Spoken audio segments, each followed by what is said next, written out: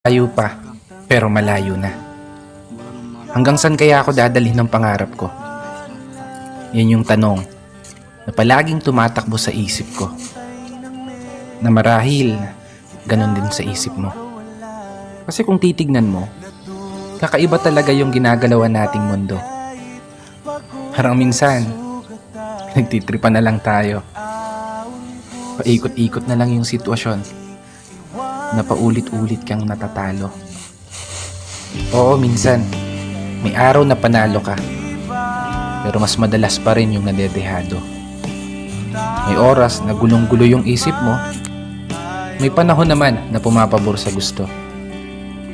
Ganito siguro talaga yung ibig sabihin ng buhay.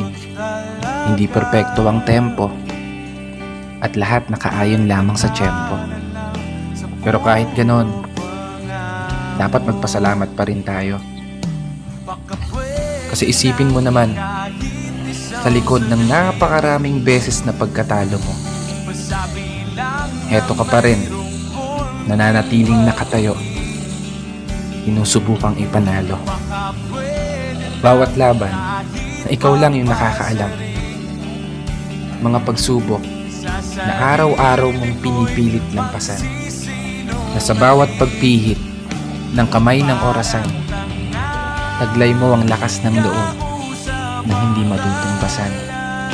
Malayong malayo ka na dun sa dating ikaw na nag-uumpisa pa lang.